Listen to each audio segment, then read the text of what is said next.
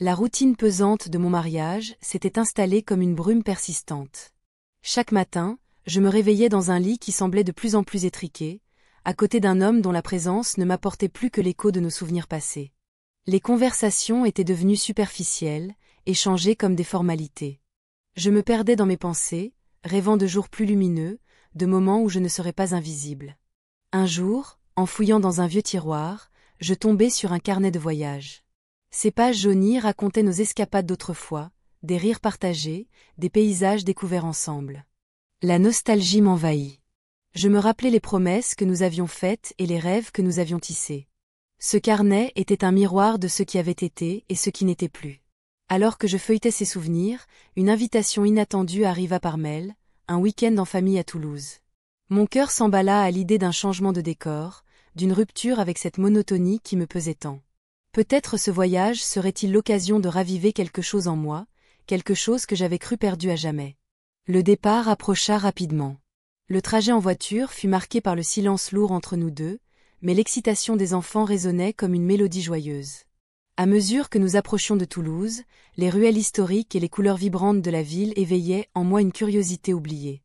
Le marché local débordait d'odeurs délicieuses et d'une ambiance festive qui contrastait avec ma vie quotidienne.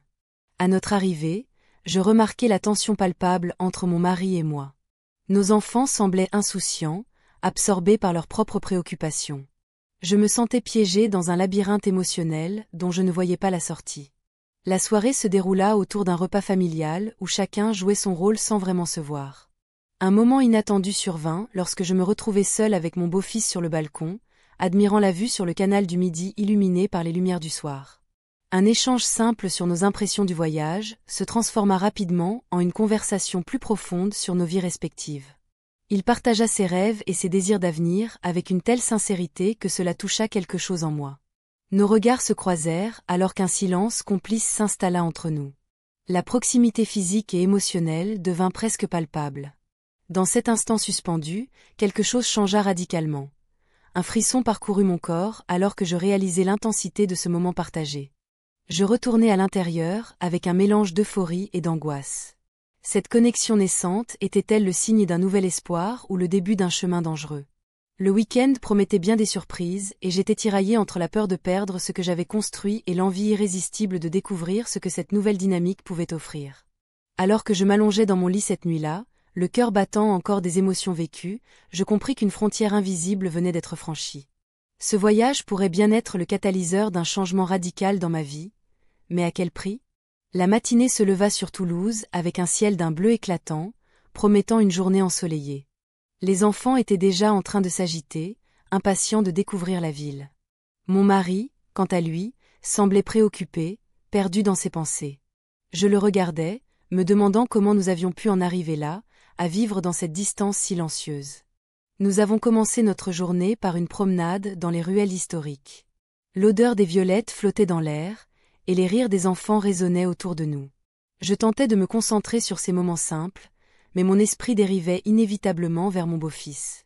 Sa présence était devenue une source d'énergie inexplicable pour moi. Nous étions arrivés à la place du Capitole quand il m'a rejoint, s'éloignant légèrement du reste de la famille. Il avait ce sourire espiègle qui illuminait son visage. Je sentis mon cœur s'emballer alors qu'il me proposait d'explorer un petit café caché au coin d'une rue. « Tu veux venir ?» m'a-t-il demandé avec un éclat dans les yeux. J'ai hésité un instant avant d'accepter. Nous avons trouvé une table en terrasse et commandé des boissons fraîches. La conversation a rapidement pris un tour plus personnel. Il a évoqué ses rêves et ses ambitions, partageant des réflexions que je n'aurais jamais imaginé entendre de sa part. À cet instant-là, j'ai ressenti une connexion qui allait bien au-delà du lien familial. « J'ai toujours admiré ta force », a-t-il dit soudainement, me prenant par surprise. Ces mots résonnaient en moi comme une mélodie oubliée. J'avais besoin d'entendre cela, j'en avais soif même. Puis vint ce moment où nos regards se croisèrent intensément, et le monde autour de nous s'estompa. Nous nous sommes embrassés. C'était un geste impulsif, chargé d'émotions contradictoires, un mélange de désir et de peur. Lorsque je suis rentrée auprès des autres, je me sentais à la fois légère et écrasée par le poids de ce secret naissant. Mon mari était toujours là, mais il semblait étrangement distant malgré sa présence physique. Les enfants ne remarquaient rien, ils jouaient joyeusement sans se soucier des tensions sous-jacentes. L'après-midi s'est écoulé entre visites et rires forcés.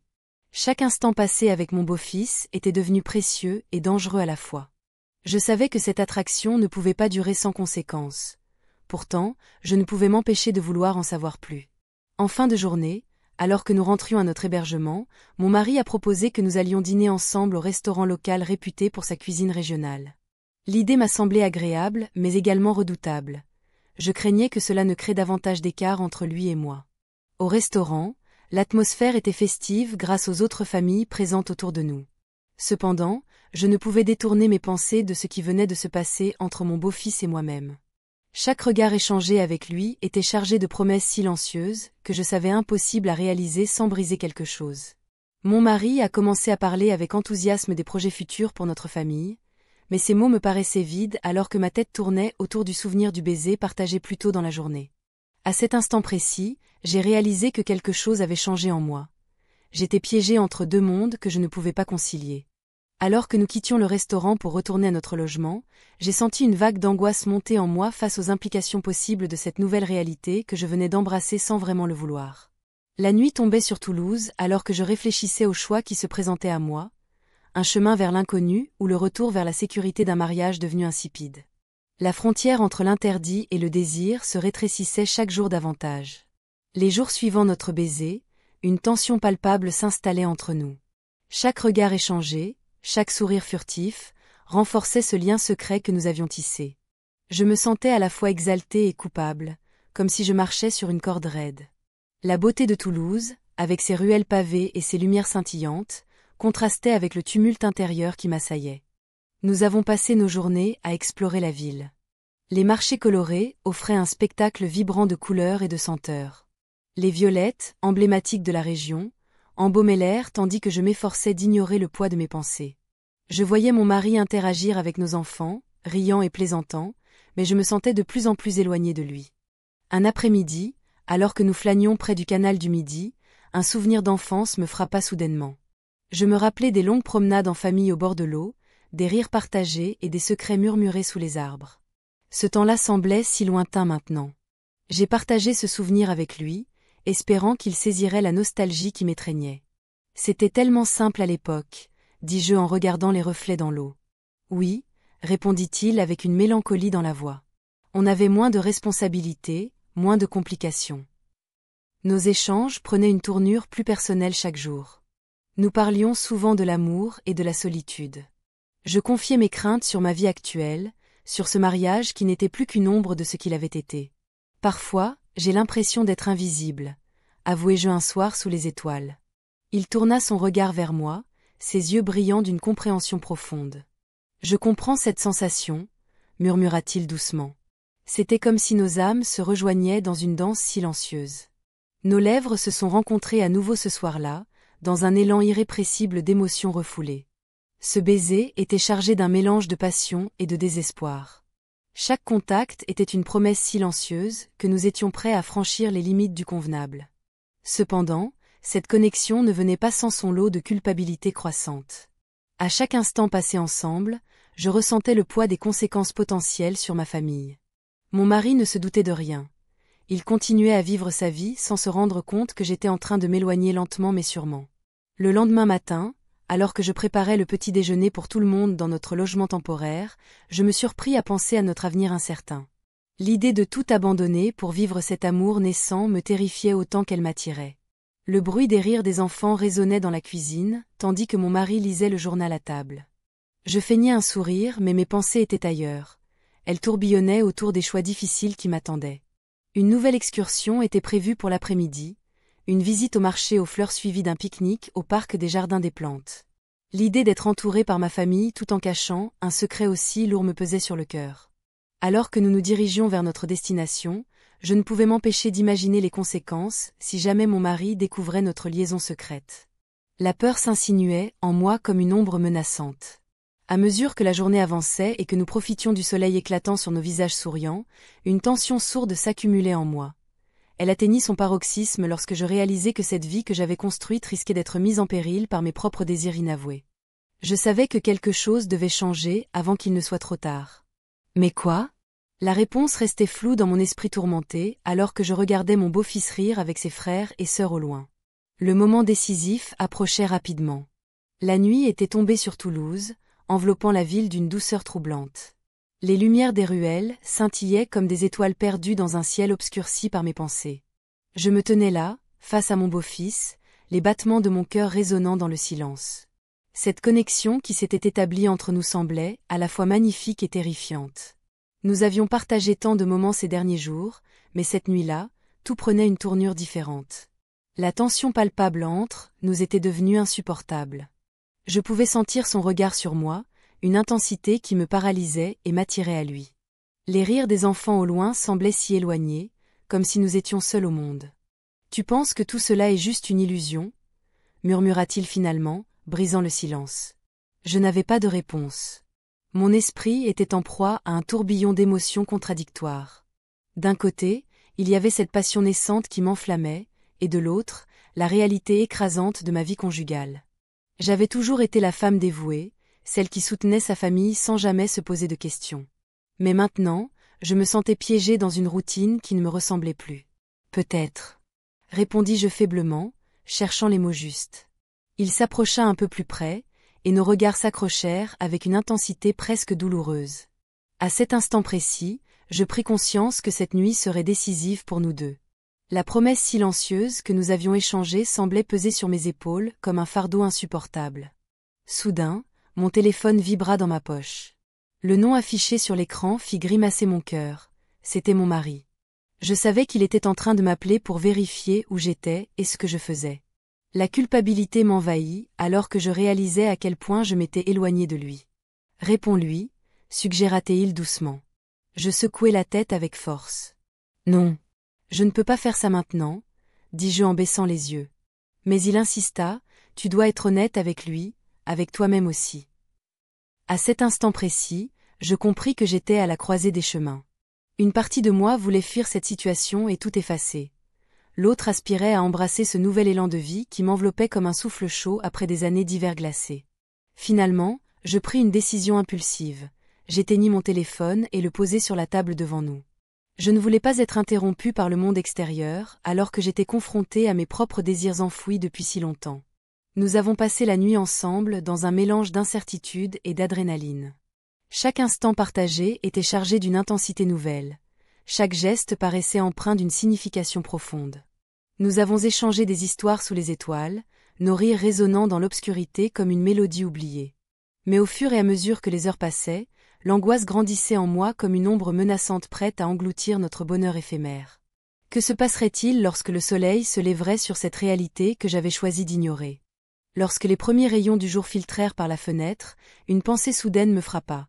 Comment allais-je gérer les conséquences de cette nuit? Le visage de mon mari se présenta devant moi comme un spectre du passé dont je ne pouvais échapper. Un bruit soudain retentit à l'extérieur, une voix familière appelant mon nom avec inquiétude, brisant le charme fragile qui nous entourait. Mon cœur s'emballa alors que je réalisais qu'il n'y avait plus moyen de revenir en arrière. « Qu'est-ce qu'on fait maintenant » demanda-t-il d'une voix tremblante. Je restai muette face à cette question dévastatrice qui allait changer nos vies à jamais. Je restai figée, le cœur battant, incapable de répondre à sa question. La nuit que nous avions partagée pesait lourdement sur mes pensées. Chaque regard échangé semblait chargé de promesses et de secrets, mais maintenant, la réalité s'imposait avec une cruauté inattendue. « Que faisons-nous maintenant » répétait-il, l'angoisse dans sa voix trahissant son incertitude. Je pouvais voir dans ses yeux une lueur de vulnérabilité qui m'ébranlait. Je me souvins des rires échangés pendant notre voyage, des instants volés où nous avions partagé plus qu'une simple complicité familiale. Mais à présent, le retour à la maison approchait à grands pas. La tension qui régnait au sein de notre famille était palpable. Mon mari semblait distant, préoccupé par des choses invisibles pour moi. Les enfants étaient absorbés par leurs propres préoccupations, ignorant les fissures qui commençaient à apparaître dans notre dynamique familiale. Chaque repas partagé était un rappel de ce que nous avions perdu, la légèreté d'une vie ensemble. Nous étions invités à un festival local ce week-end-là, une célébration colorée qui promettait de raviver des souvenirs heureux. Les marchés regorgeaient d'artisans et de musiciens, l'odeur des violettes flottait dans l'air chaud de Toulouse. J'avais toujours aimé ces moments festifs, mais cette fois-ci, je redoutais le regard de mon beau-fils. La simple pensée de le croiser parmi la foule me remplissait d'une anxiété sourde. « Tu viens avec nous ?» me demanda mon mari en m'interrogeant du regard. Je feignis un sourire et acquiesçai sans enthousiasme. Le jour du festival arriva avec son lot d'excitation et d'agitation. Les rues étaient animées, les rires résonnaient autour de moi, mais je ne pouvais m'empêcher de ressentir un vide immense. Mon beau-fils était là, au milieu des autres jeunes adultes, riant et discutant avec ses amis. Le voir s'amuser me rappelait nos moments ensemble, mais aussi la distance qui s'était installée entre nous depuis notre nuit partagée. À un moment donné, il s'approcha de moi pendant que les autres étaient occupés à admirer un spectacle de rue. « Ça va ?» me demanda-t-il doucement, son regard cherchant le mien. Je hochai la tête mais réalisai rapidement que mes émotions étaient bien plus complexes que ce simple geste pouvait le laisser entendre. « Oui, juste fatigué », mentis-je en détournant les yeux vers la scène. Il se mit à parler du spectacle et j'écoutais distraitement ses mots enthousiastes. En moi-même, je pesais le pour et le contre de cette attraction grandissante qui menaçait tout ce que j'avais construit jusqu'à présent. Les heures passèrent rapidement dans l'effervescence du festival, mais chaque instant passé loin de lui ne faisait qu'accentuer ma solitude intérieure. Je me sentais comme une spectatrice dans ma propre vie, observant les autres vivre sans pouvoir participer pleinement. Alors que je m'éloignais légèrement pour prendre l'air frais du soir sur une petite place tranquille près du canal du Midi, je vis mon beau-fils s'approcher lentement. Il avait ce regard sérieux qui me faisait frémir. « On doit parler », dit-il simplement. Je savais que cela ne pouvait être qu'une chose. Il ressentait aussi cette tension entre nous et voulait y mettre un terme ou peut-être trouver une solution ensemble. Mon cœur battait fort alors qu'il prenait place à mes côtés sur un banc en bois usé par le temps. J'ai réfléchi. Commença-t-il avant d'hésiter. Les mots restèrent suspendus dans l'air frais du soir, tandis que je tentais désespérément d'imaginer ce qu'il allait dire.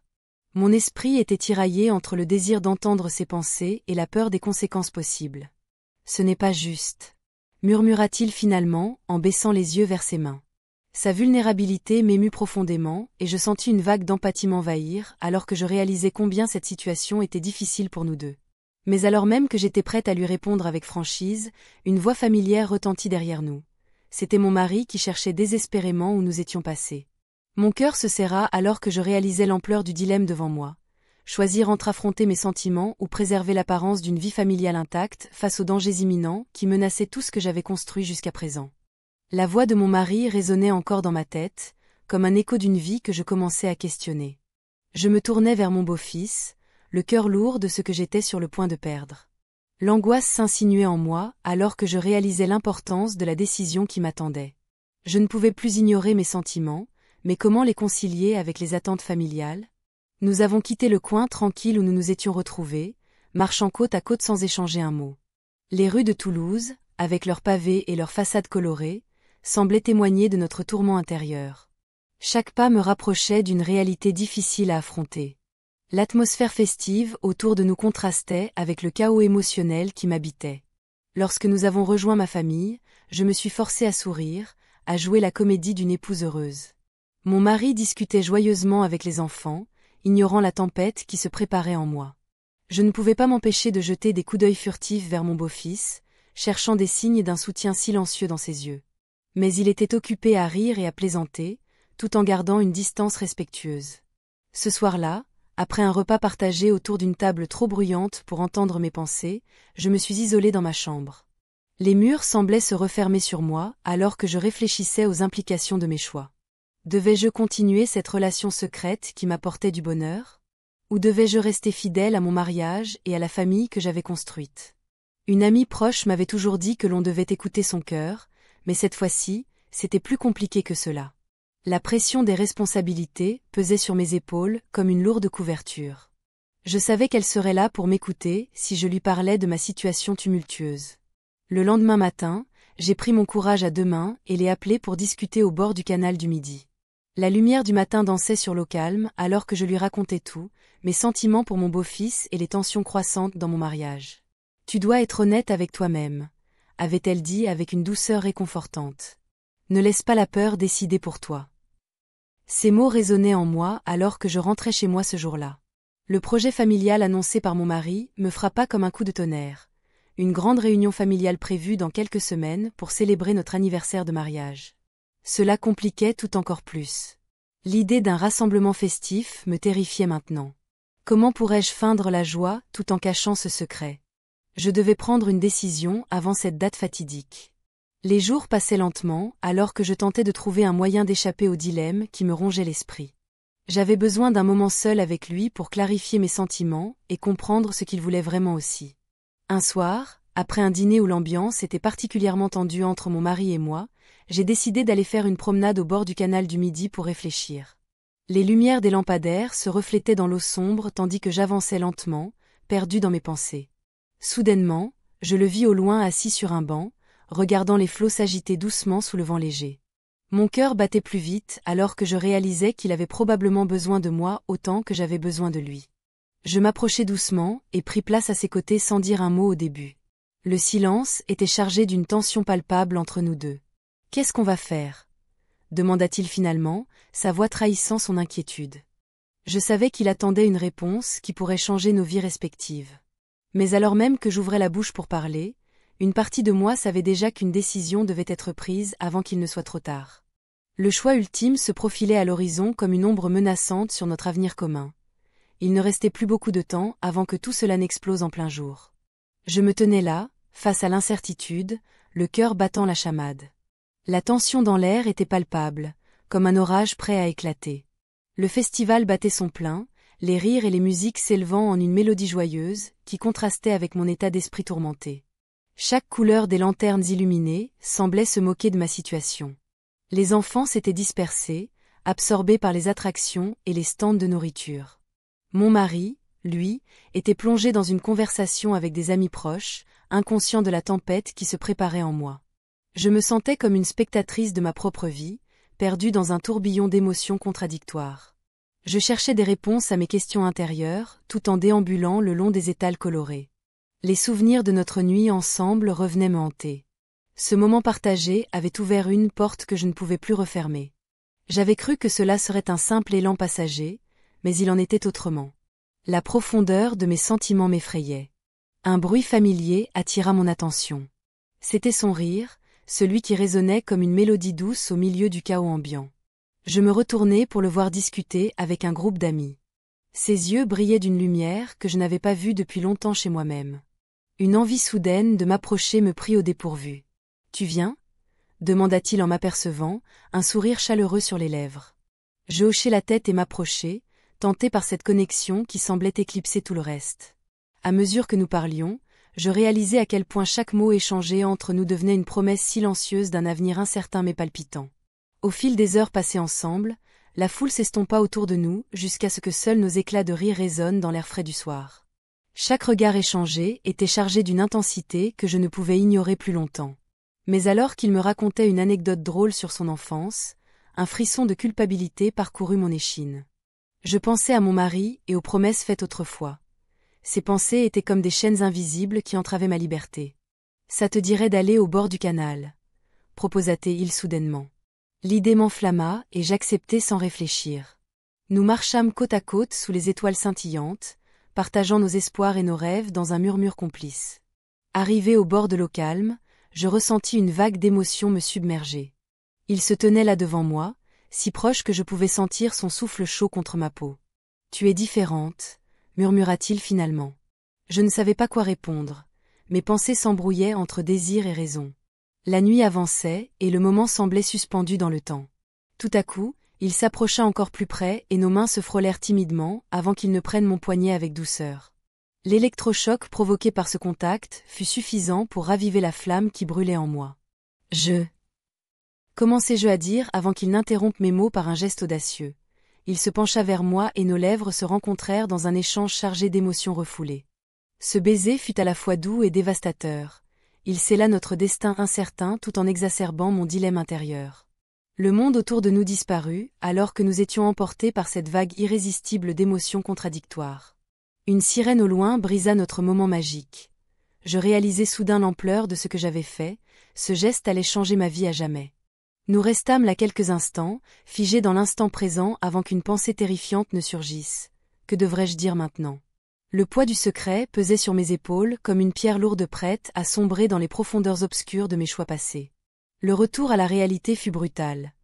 Je savais qu'il serait impossible de faire marche arrière, maintenant que j'avais goûté à cette liberté fugace mais précieuse.